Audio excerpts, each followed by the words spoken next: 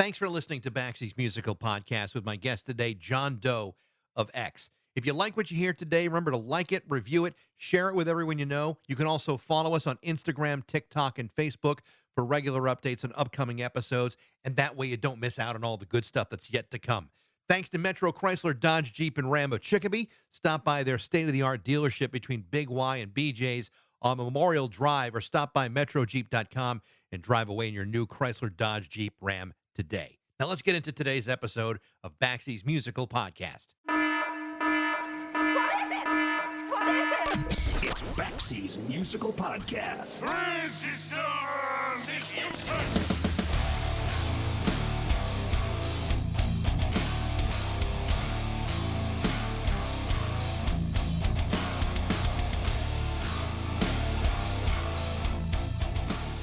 I think if we all thought long and hard about it, we could all come up with a list of bands and musical artists that may have overstayed their welcome by, 2 or 3 decades.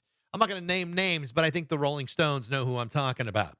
Other times, you'll hear about a band breaking up too soon, leaving a lasting legacy of fans and media types asking questions about what it would take to get the band back together. Unfortunately, a lot of breakups are due to apparent unsolvable conflicts and disagreements, making some reunions seem inconceivable. What you don't often find are those that end things on their own terms and punctuate their final bow with dignity and grace, and closing things off with a final recorded statement that lives up to some of their best work. That's usually not how it works. Usually, the last tour supports an album that lies somewhere between a flaccid piece of garbage and pure horseshit. That is, unless you're John Doe, Billy Zoom, Exene Cervenka, and DJ Bonebreak, the 4 original members of X. Since 1980, X have released some of the most critically praised albums of the last 45 years. From their highly touted debut album, Los Angeles, to their insanely great 1981 follow-up, The Wild Gift, to one of my favorites, Under the Big Black Sun from 1982, and even their unexpected 2020 comeback album, Alphabet Land, which was their first album of new material in 27 years, X is simply one of the best American rock bands ever. And it's not just me saying this. X is a band that has achieved tremendous critical praise throughout their entire run. In fact, in 2003, Rolling Stone listed their first 2 albums amongst the top 500 best albums of all time. And while Rolling Stone album lists are often deeply flawed, when it comes to Los Angeles at number 286 and The Wild Gift at number 334, I give Rolling Stone at least a little bit of credit for including them on the list. But yet, after 7 more albums, the band has announced that their latest release, Smoke and Fiction, will be their last. On top of that, X has also announced that this will be their final tour, which includes their appearance in Boston on September 23rd at the Wilbur Theater. It's a tour that takes them through the end of October, and then that appears to be it. Or does it? But here's the thing, though. Unlike many bands that end their careers with a whimper, X is going out with one of their best albums in years. Even better, in my opinion, than their critically praised last album, which is really saying something. How can we stop them from quitting? I'm not sure, but I'm going to try my best. This is why it is so great to welcome back John Doe from X on Baxie's Musical Podcast.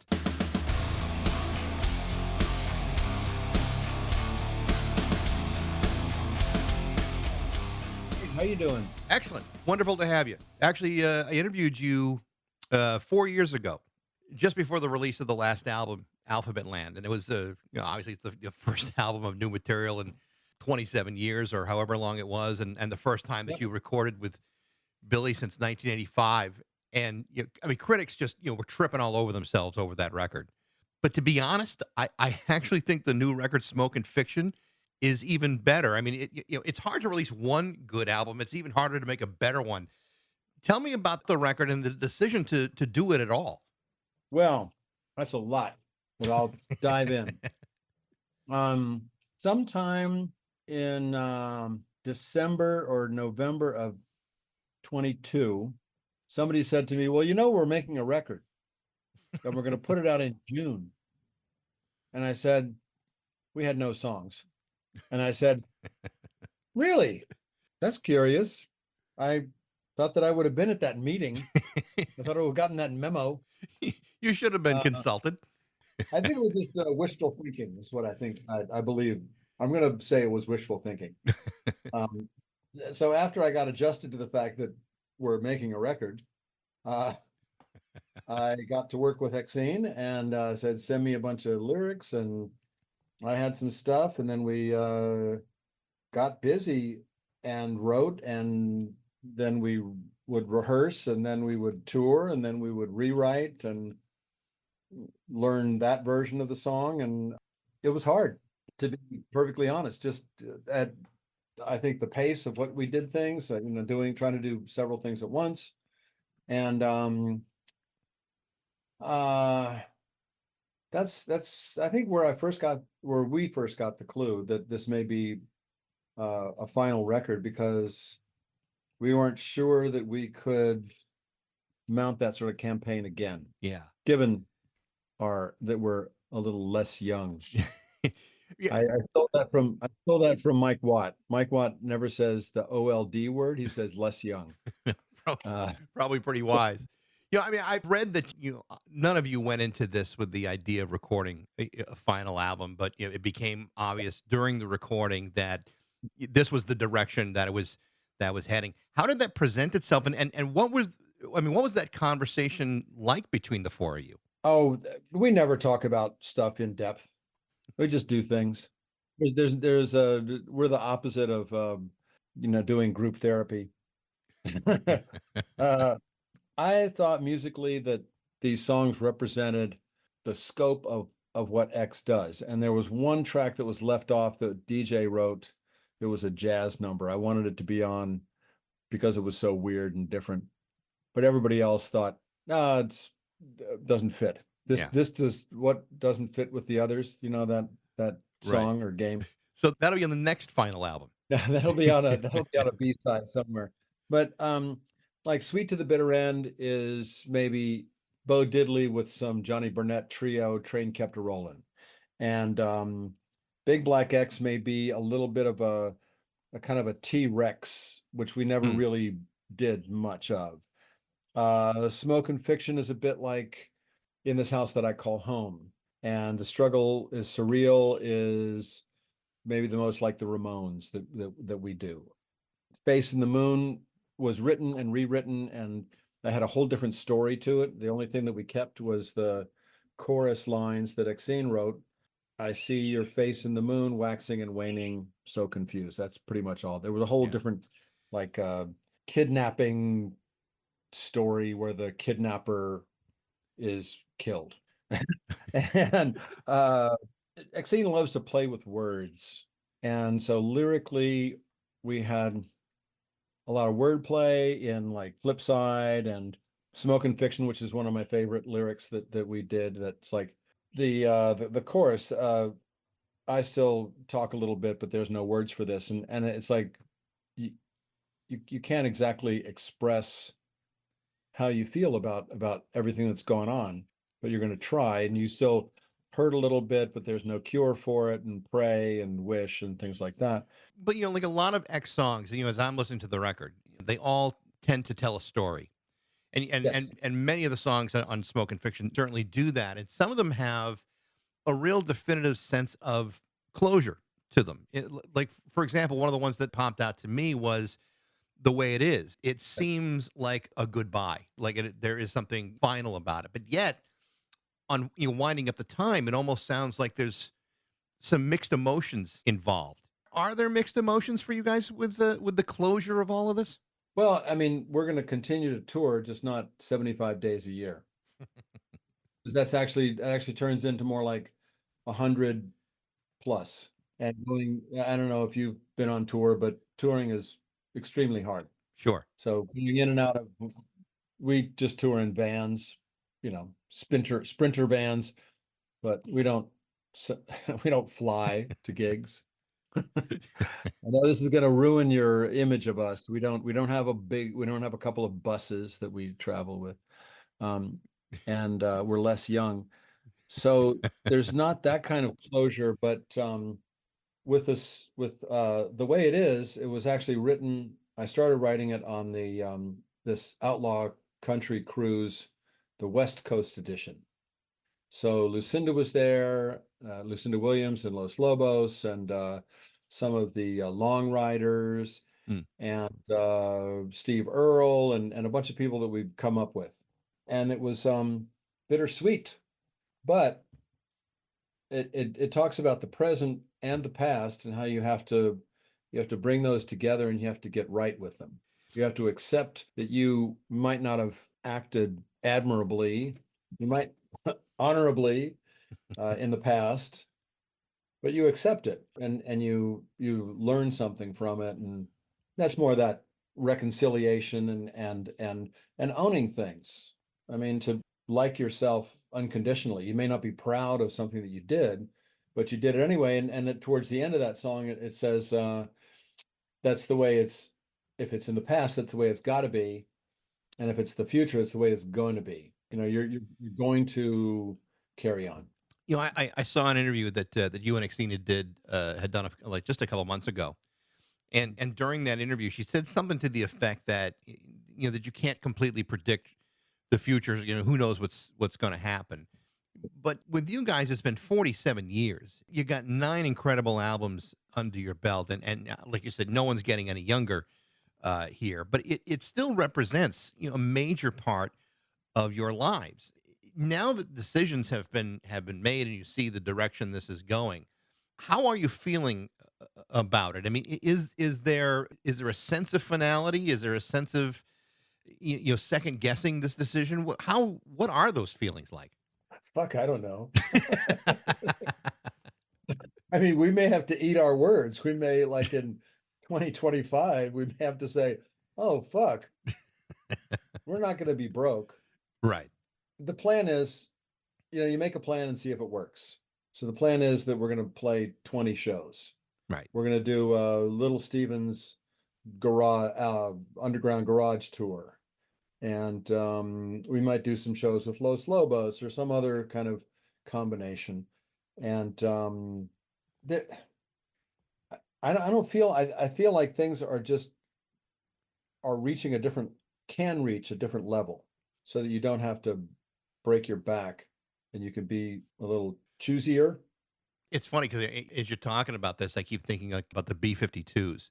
They're currently on the longest farewell tour I've ever heard of in my life. It's like, No, this is the no, last show, but first, we're not saying we're not saying a last show. If we could fill the Hollywood Bowl, yeah, I could say, okay, fine, that's a last show. yeah.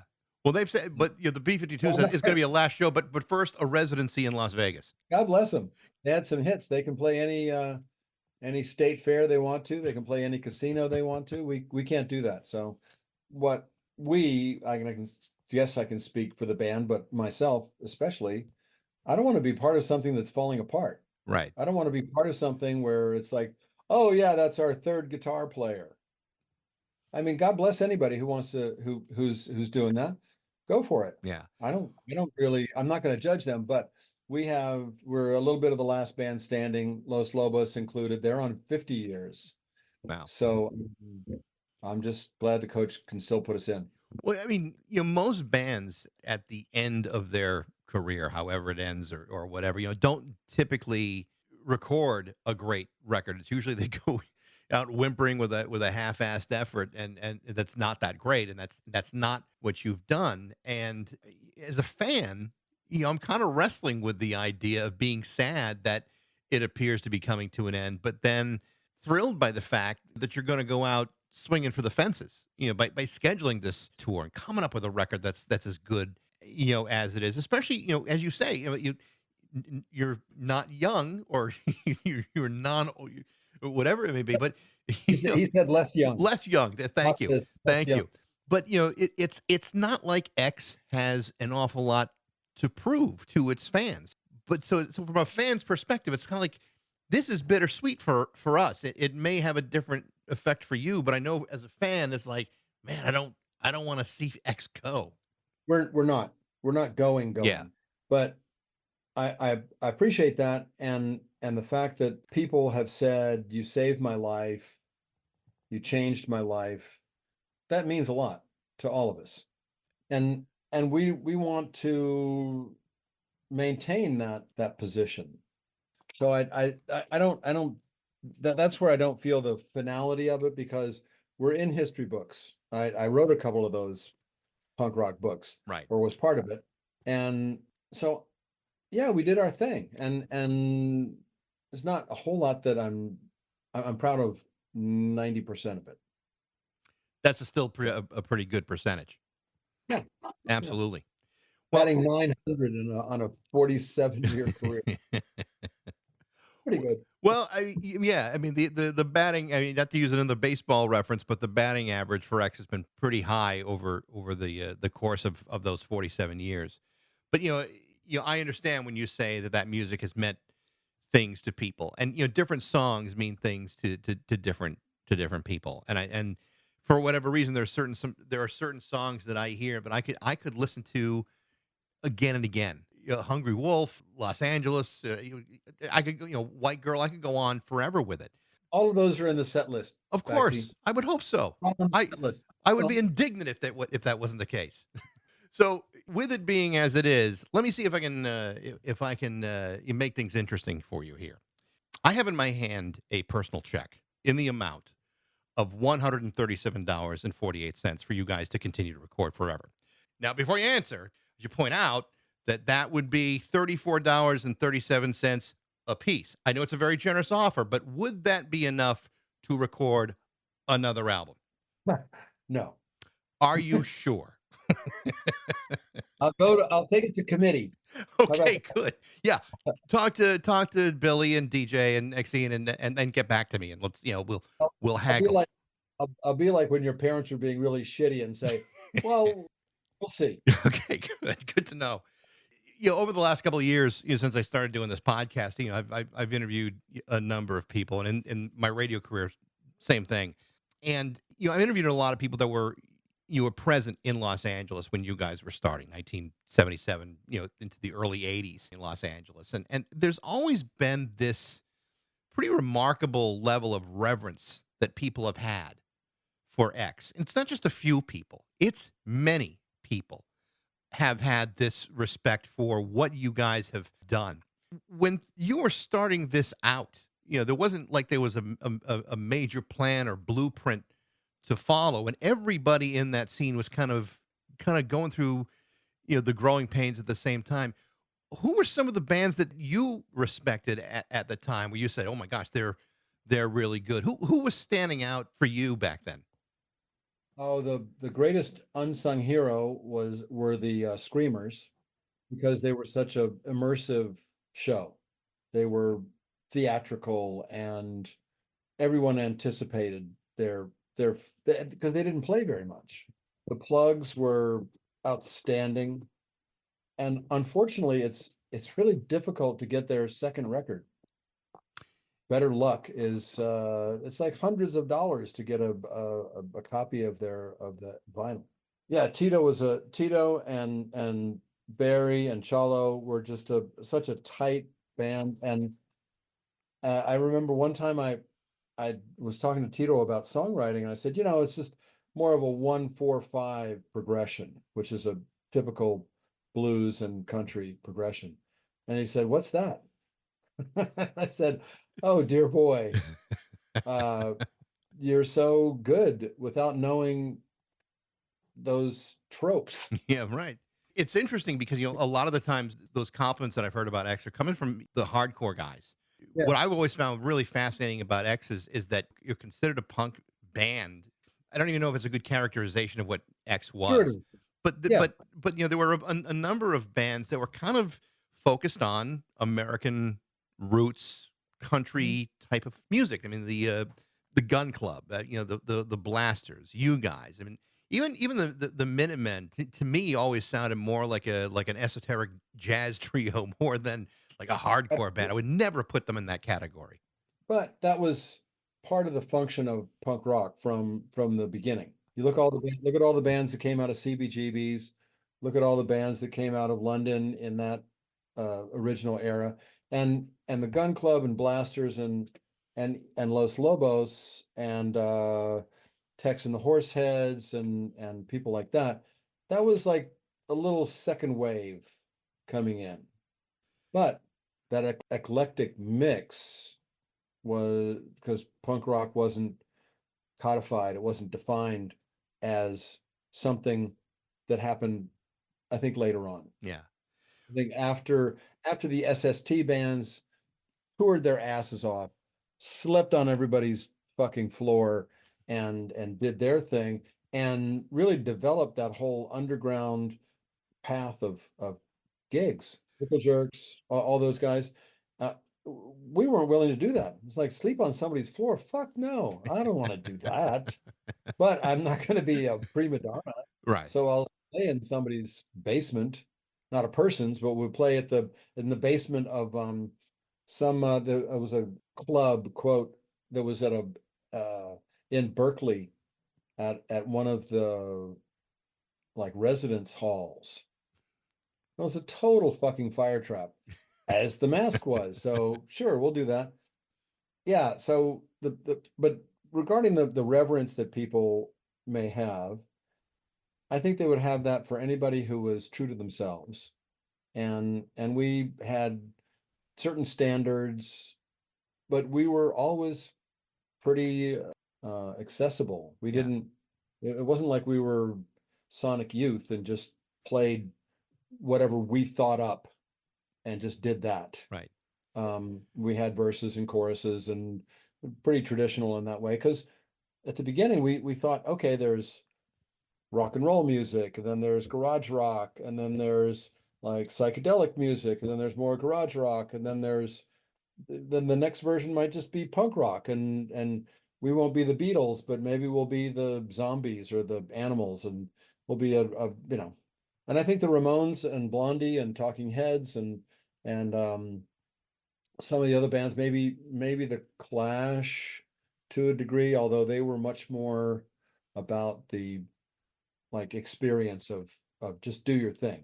But we're not going to sell out, but we want a record company to kind of buy in and say, okay, by the time we got signed to Elektra, it was more like, well, we're going to sign. We've been we've been shamed into signing this band because we put out 2 records on Slash and sold out the Greek Theater, which is like 7,000 seats in Los Angeles, and we're on a fucking indie record label. And it's like, oh Christ, I guess we got to sign it. We'll treat them like an art project. Right. We won't mess with them because we don't know. But you guys had something that was pretty extraordinary, and that was Ray Manzarek. Yes, Los Angeles, The Wild Gift, Under the Big Black Sun, More Fun in the New World. Ray produced yes. all 4 of those records. And Love Ray. yeah, and I mean, I've had the chance to interview him a couple of times when he was alive. And well, first of all, it's hard to imagine he's been gone for 11 years. Secondly, he just always seemed to me to be just an incredibly thoughtful and intelligent and affable person. And to have someone like that, of that caliber, become a mentor for you guys, and to be such a huge part of your career, what a gift that had to be to have a Ray Manzarek in your corner and loving your band.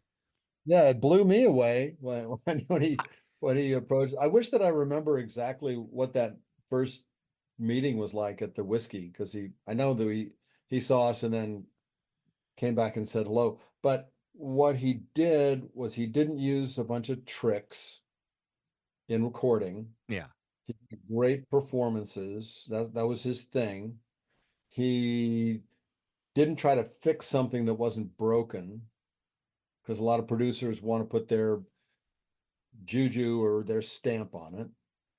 And in that way, Rob Schnaff is similar, who did Alphabet Land and this one. So it's like intuition.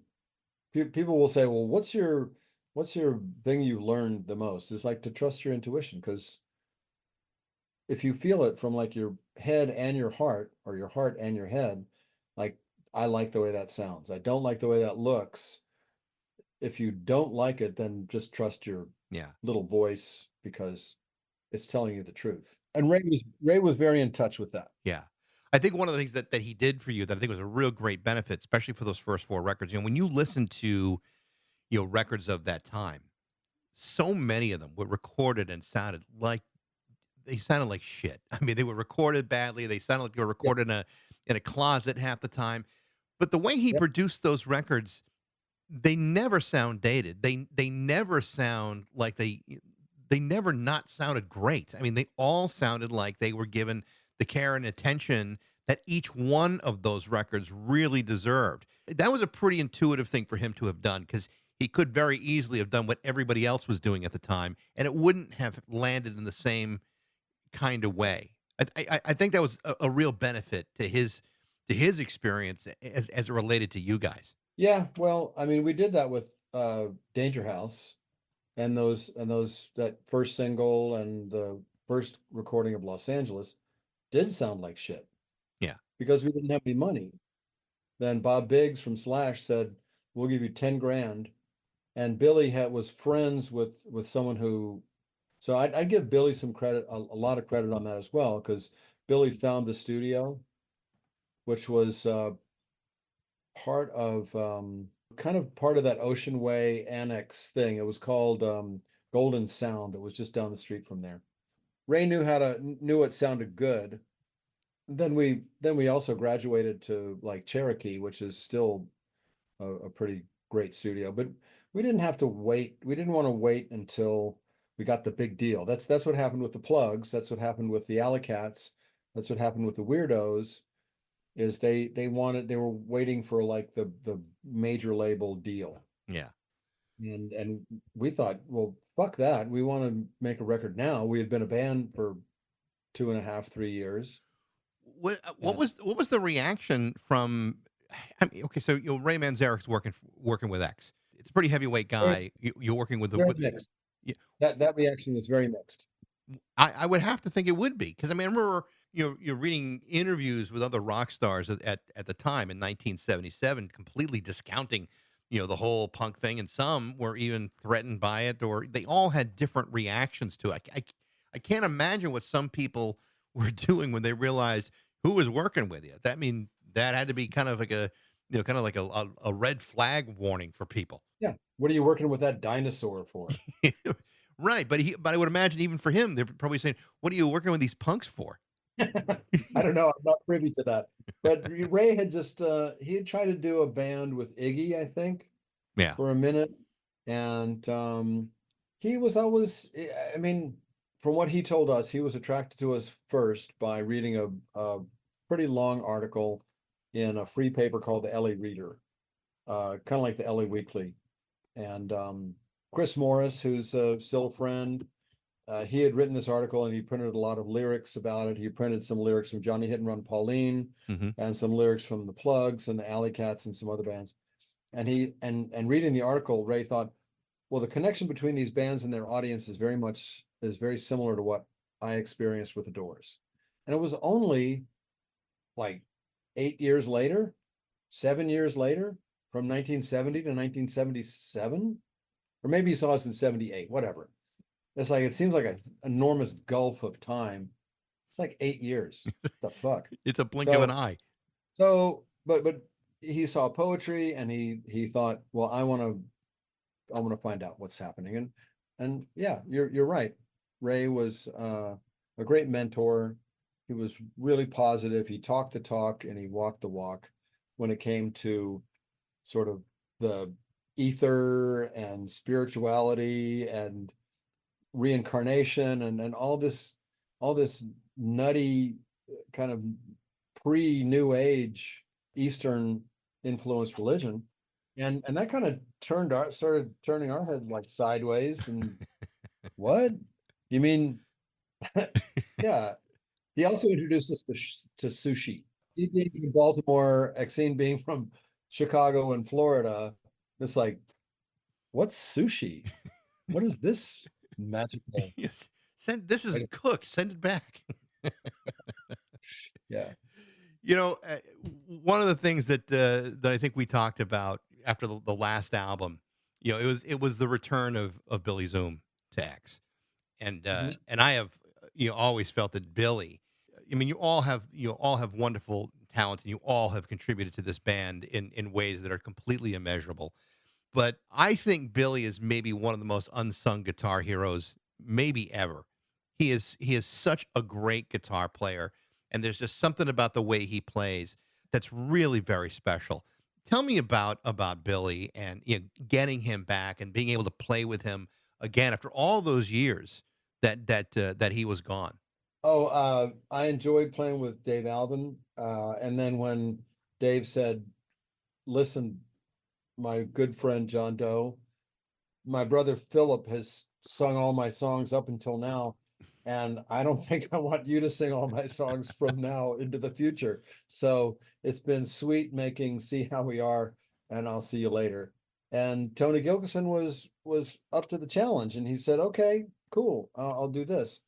At some point in about like 98 or 97, I don't know, it's hard to say. 96, let's say. Okay. 96, 97. Exene and I came to the realization through talking to friends and so forth that we were no longer doing punk rock. We had morphed into some alt rock thing, and we were not playing big places. We were playing to 200-300 people, and we thought, well, this is disappointing. And other friends of ours, people that that talked to us about what we were doing, said, why don't you just play fucking punk rock? And we thought, that's a good idea. Why don't we just do what we're good at? and the songs that we've written that are like punk rock. And at that point, we asked Tony if he wanted to continue doing X with playing more punk rock. And he said, no, not really. So we said, okay, time out, it's time for a hiatus. And we were, the only time that the X was not a band was about a year and a half. And then someone from X-Files approached us to do a cover of Crystal Ship, which is the only like song in that movie. And we thought, great. So we did that with Billy, and it was fun. And Billy said, yes, I think I would come back and play with you guys. Wow. And we thought, cool. This means that we can play punk rock, and Billy wants to do it. And that was, I think, 98, 99, something like that.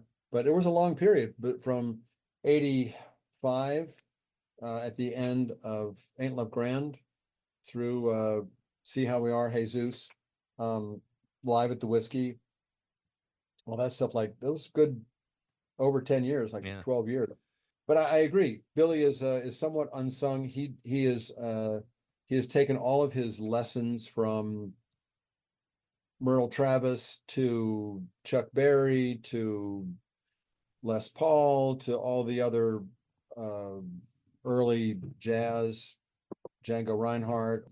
Anyway, he and his first instrument was were woodwinds. So he knows a lot of, and he does Billy Zoom great, and he gets all the credit in the world for bringing rock and roll guitar, Chuck Berry, rockabilly guitar into punk rock. Yeah. Robert Quine a little bit. Robert Quine had some of the Chuck Berry licks and stuff like that, and applied them to Matthew Sweet and Richard Hell, but nobody else was playing like na na na na na na na na na. And it's like, oh, that fits perfectly. Like I said, I've always loved the way he plays, and to have him back, it was awesome. John, I'm so happy we had a chance to talk. Again, I'm sure again you hear us all the time. X has been such a big part of my life for so long that it is hard to imagine even a discussion about a final album or final tour or whatever it may be. I got plenty of documented proof in my record collection that X will always exist, in some way in my life. So let me just say this, and I do mean this in all sincerity. If you need me to send you that check, let me know, because I'd be more than happy to pop it in the mail in 2 or 3 days. Here's my phone. I'm going to text the band right now. I'm texting them right now. Okay, $137.48. How much is it again? $137.48. Wait a minute. Okay, I'm going to actually write that in a magic marker. I have a permanent archival. This is an archival pen right here, Baxie. So it'll never fade. It was $137.48. 48 cents. That's $34.37 a piece. Yes. Work with those numbers. Mill that around in your head for a little while, and we We'll see No, what the results are. there are occasions where I get some, well, like on a quarterly basis, I get residual checks for acting. Oh yeah, you did a lot of acting. And this has taught me something that's interesting, is that I will get a check for 1 cent. And I think it costs more to process this. It costs like 100 times more to process this than what it is. And I've taken to just like looking at those, laughing up at them, throwing them away. Because it's not worth my time to do the, Upload them on your phone, yeah, or drive to a bank, yeah. I can imagine. anyway. So, but then there's occasions where I'll get $10, and there's other occasions where I'll get $100. Well, that's worth And I going to a know bank. there are other people that on those zeros, there are many zeros attached to them where they may get like $1,000 or $10,000. So it's all the number of zeros. Like I could lend you $50 without blinking an eye, even just for this. Right. I would lend you $50. Well, I appreciate that. You don't have to do that. I'm not asking for it. You know that. But if there's somebody else that would be in a position to lend you $100 without blinking an eye, and I think, wow, that's fucking crazy. Yeah, well, Rent an apartment or a house for like $15,000 a month, and you think, who are these people? What the fuck? well, for the 34, 37 that each one of you would get, I mean, that's a Yes. package of tube socks. That's maybe like a couple of packages of chicken, whatever it may be. Yeah, I'd be more than happy to make that a Right. reality for you. I'm gonna get an email going from I'm gonna get an email going for this, and we will get back to you. Perfect, John. Anytime. It's a pleasure to talk to you. Best of luck on the rest of the tour, and thank you so much. And thank you for your offer of $137.48 because this has added a certain amount of joy to my life. And I will remark to my wife about this, and it was a gas.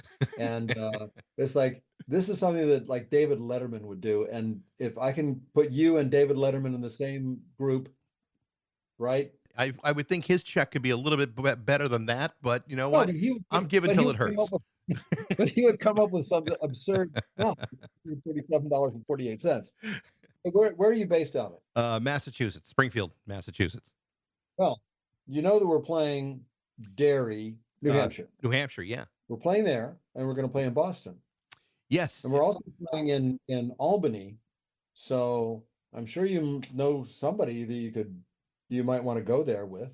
So Well, come. I have seen X before and I loved it, and it would be a real pleasure to see you again. I'll get you in free. Appreciate it. All right. Thank you, John. Have a great day. Yeah, you too. All right, bye-bye. Bye. The name of the new X album is called Smoke and Fiction, and it is fantastic. Don't forget they're coming to the Wilbur Theater in Boston on September 23rd. Thank you for listening. I hope you enjoyed it. You can email me at bax@rock102.com. I'd love to hear what you think. Thanks to Metro Chrysler, Dodge, Jeep, and Ram at Chicopee for their support. But most of all, thanks to you for listening to Baxie's Musical Podcast.